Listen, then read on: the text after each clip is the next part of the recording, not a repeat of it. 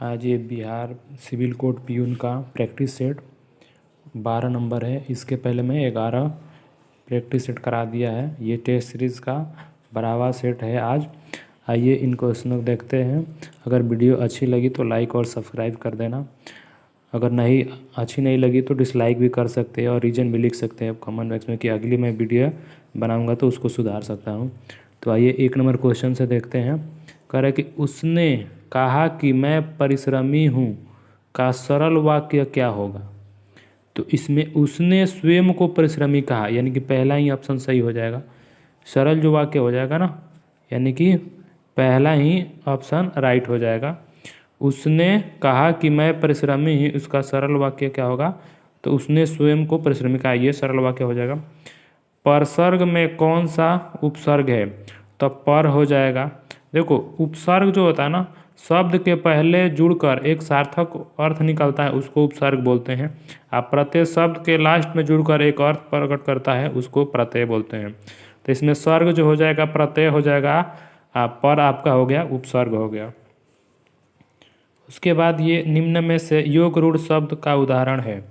तो मनोज, मनोज हो जाएगा। देखो ये 3 टाइप का होता है। एक होता है योग रूढ़ होता है, एक यौगिक शब्द होता है, एक रूढ़ शब्द होता है। तो यहाँ योग रूढ़ शब्द उसे बोला जाता है ना, जैसे मनोज हो गया, ये एक अलग अर्थ प्रकट करता है। जैसे चक्रपड़ी हो गया, तो चक्रपड़ी किसको बोलते हैं, विष्णु को बोलते हैं। तो मतलब एक सार्थक शब्द होते हुए भी दूसरे शब्द का अर्थ बताता हो उसको योग रूढ़ शब्द कहा जाता है।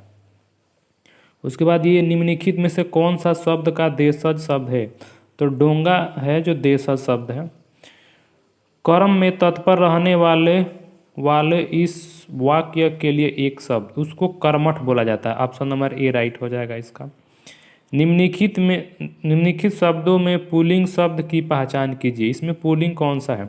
तो कड़वाहट, चाय, मक्खी, ये सब स्त्रीलिंग शब्द है। बचपन जो है ना आपका पुल्लिंग शब्द हो जाएगा, सी नंबर ऑप्शन हो जाएगा।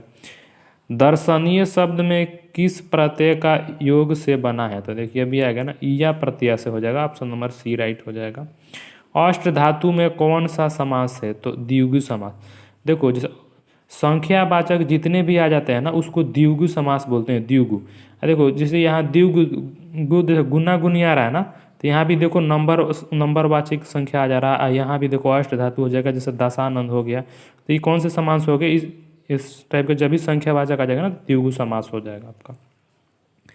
निम्नलिखित विकल्पों में से कवि और कविता किसका निबंध है। तो महावीर प्रसाद द्विवेदी का हो जाएगा। ऑप्शन नंबर बी राइट हो जाएगा इसका आंसर। स्वतंत्र में कौन सा उपसर्ग है। स्वतंत्र में तो स्व उपसर्ग है इसमें। ऑप्शन नंबर बी राइट हो जाएगा इसका। स्व का विवरण है। देखो इसको बोलते हैं संघर्षी, उष्मा, दंत्य, महाप्राण, यानी ऑप्शन नंबर पहला ही राइट होगा। इसको संघर्षी व्यंजन भी बोला जाता है, उसमें व्यंजन बोला जाता है, दंत्य व्यंजन बोला जाता है, महाप्राण व्यंजन भी बोला जाता है। तो याद रखना, स को क्या बोला जाता है, संघर्षी व्यंजन, उसमें व्यंजन, दंत्य व्यंजन और महाप्राण भी बोला जाता है इसको। दो सार्थक शब्द के मेल से बनने वाले शब्द को क्या कहते हैं। तो यौगिक शब्द बोलते हैं। देखो दो सार्थक शब्दों को मेल से बनने वाले शब्द को यौगिक कहा जाता है, और दो सार्थक शब्दों के मेल से एक अलग अर्थ प्रकट करे उसको यौगिक रूढ़ कहा जाता है। अब इसको निम्न में से रूढ़ शब्द किसे कहता है। देखो रूढ़ शब्द भी आ गया। देखो सार्थक शब्दों को ना अगर इसको संधि विच्छेद करेंगे ना, तो पा प्लस आपका न हो जाएगा।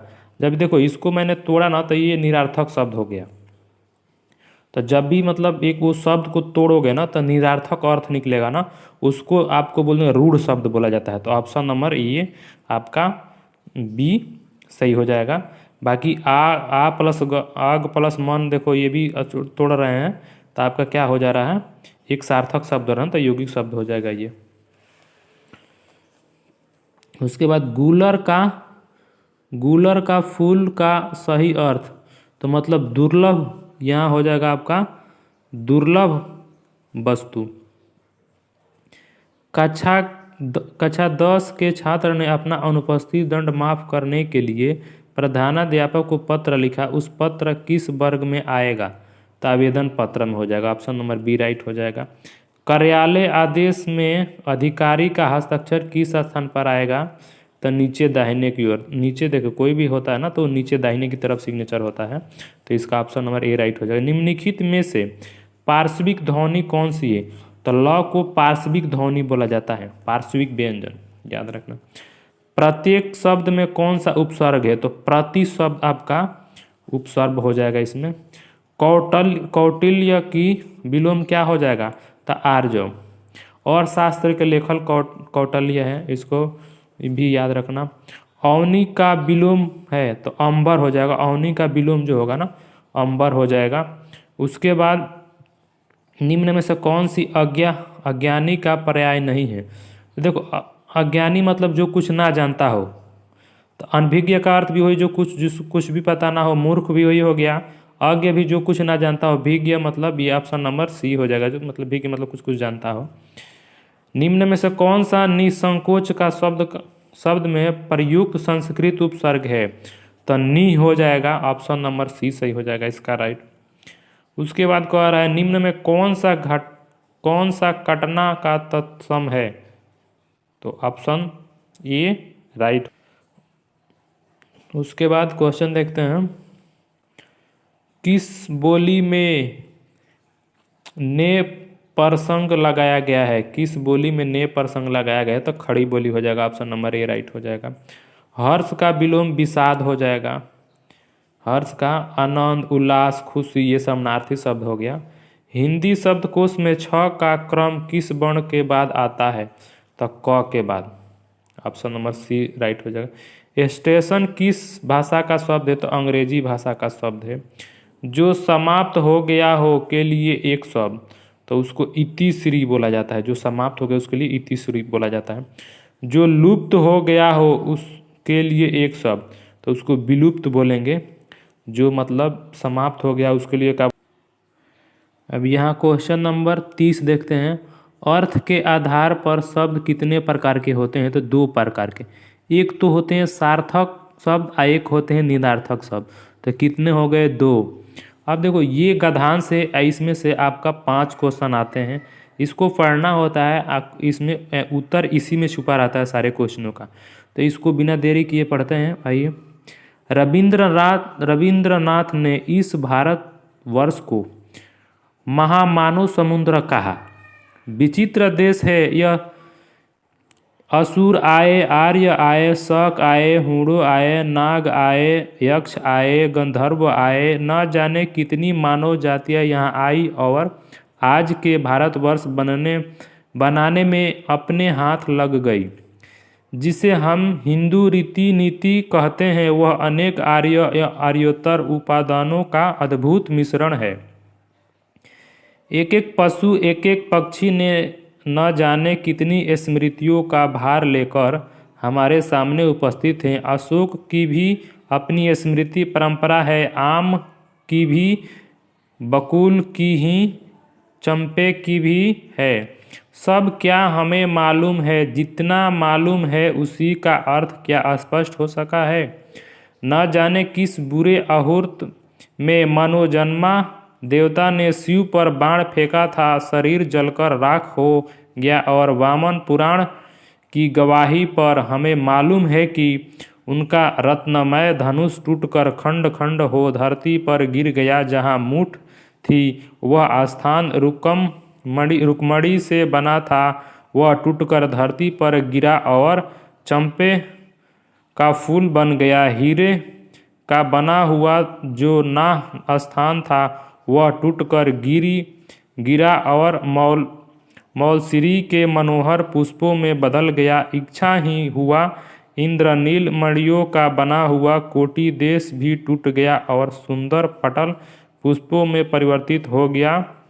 यह भी बुरा नहीं हुआ, लेकिन सबसे सुंदर बात यह ही कि चंद्रकांत मणियों को बना हुआ मध्य देश टूटकर चमेली बन गया और विदुम की बनी निम्नतर कोटि बेला बन गई। स्वर्ण को जीतने वाले कठोर धनुष जो धरती पर गिरा तो कमल फूल में बदल गया। स्वर्गीय वस्तुएं धरती से मिले बिना मनोहर नहीं होती। अब देखो ये क्वेश्चन हो गया यहाँ, किस पुराण में मनोजन्मा देवता की कथा लिखी गई है? तो ऑप्शन नंबर डी, वामन पुराण में। उसके बाद भारत की महामानव समुद्र क्यों कहा गया है? क्योंकि जातियों की अधिक संख्या होने के कारण। हिंदू रीति उपादानों का मिश्रण, तो ऑप्शन हो जाएगा आर्य तथा आर्यतर का हो जाएगा। मनोजन्मा शब्द का प्रयोग किस देवता के लिए किया गया है? तो कामदेव के लिए किया गया, ऑप्शन नंबर डी सही हो जाएगा। धनुष का हीरे वाला भाग धरती पर गिरने से किस रूप में परिवर्तित हो गया? तो मौलसरी के फूल के, ऑप्शन नंबर सी सही हो जाएगा इसका राइट। उसके बाद अब देखिए यहाँ अब इंग्लिश के क्वेश्चन आ गए। अब इंग्लिश के 15 क्वेश्चन है, 35 तो आप हिंदी के देख लिए, अब इंग्लिश के 15 क्वेश्चन आएंगे और ये देख लीजिए किस टाइप के क्वेश्चन पूछ रहा है। इसमें से आपका जैसे हिंदी में आपका मुहावरा हो गया ना, तो ये आइडियम उसको बोलते हैं, तो मुहावरा भी है, समानार्थी शब्द है, विलोम भी है। तो आइए देखते हैं यहाँ पे, select the most appropriate meaning of the given idiom, मतलब इस मुहावरे का अर्थ आपको बताना है। कह रहा है कि सेल लाइक हॉट केक्स, इसका माने ना ये हो जाएगा, ऑप्शन इसका राइट हो जाएगा sell very fast, option number D सही हो जाएगा इसका। उसके बाद identify the segment in the sentence which contains a grammatical error. देखो इसमें मतलब ग्रामेटिकल एरर है, आपको बताना है किस पार्ट में है। देखो पढ़ रहे हैं, we should focus on only on thing in the time. देखो यहाँ इन के जगह 8 होगा, तो किस पार्ट में त्रुटि है? ऑप्शन नंबर बी हो जाएगा राइट इसका। बी पार्ट में त्रुटि है, जहाँ इन है वहाँ थिंग के बाद एट लग जाएगा। Select the most appropriate one word substitution for the given group of words. यहाँ मतलब ये शब्द का एक शब्द बताना है, one who reads a lot, इसको बोला जाता है बुक वर्म बोला जाता है। अब ऑप्शन नंबर डी सही हो जाएगा।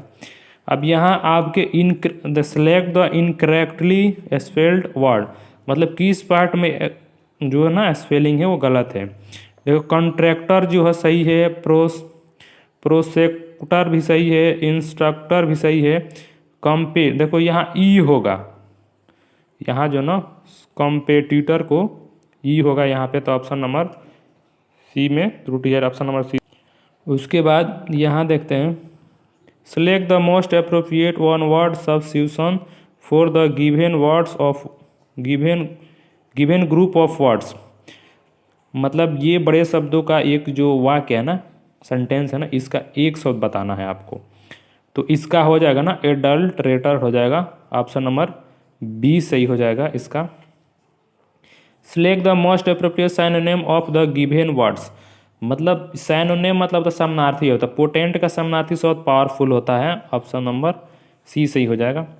उसके बाद select the most appropriate meaning of the given word. देखो यहाँ ये जो मुहावरे का अर्थ बताना है, द ब्रेक न्यू ग्राउंड्स, इसको बोला जाता है डू और discovery something new, option number A right हो जाएगा। एंड देखो select the most appropriate antonym of the given words, मतलब आपको विपरार्थिक शब्द, कॉम्प्लेक्स मतलब होता है जटिल, सिंपल मतलब होता है साधारण, तो ऑप्शन नंबर डी सही हो जाएगा इसका। Select the most appropriate synonym of the given words, limpid का समानार्थी शब्द होता है लूसिड हो जाएगा, ऑप्शन नंबर सी सही हो जाएगा। अब ये 45 नंबर क्वेश्चन देखते हैं, identify the segment in the sentence which contains a grammatical error, मतलब इसमें ग्रामेटिकल त्रुटि है, इसमें देखते हैं किस पार्ट में। The crow held back to the piece of bread with its claws, देखो ये हेल्ड के बाद ना बैक नहीं लगेगा, अनावश्यक शब्द हो गया, तो आपको किस पार्ट में त्रुटि है? ऑप्शन नंबर आपका सी सही हो जाएगा 45 का। अब यहाँ देखते हैं 46 number question, select the most appropriate word to fill in the blanks friends who empathise with one another experience हो जाएगा, experience greater satisfaction with their friendship, option number D सही हो जाएगा इसमें। Select the word which means the same as the group of words given, मतलब इसके अर्थ आपको बताना है क्या होगा। Anything that can not be avoided, तो इसका हो जाएगा इनइविटेबल हो जाएगा, ऑप्शन नंबर सी सही हो जाएगा। Select the antonym of the given words, मतलब इसका आपका विपरीत शब्द बताना है मेंटेन का, तो इसका हो जाता है आपका extra ordinary, option number A सही हो जाएगा। Select the word which means the same age group of words given, मतलब इसका अर्थ आपको बताना है an imaginary ideal society free poverty and suffering, इसका हो जाएगा ना ऑटोपियन, ऑप्शन नंबर डी सही हो जाएगा। Select the synonym of the given words, इसका समानार्थी शब्द हो जाएगा ना कोरेजियस हो जाएगा, ऑप्शन नंबर ए सही हो जाएगा। अगर वीडियो अच्छी लगी तो लाइक और सब्सक्राइब कर देना और फिर दोस्तों को पास भी शेयर कर देना।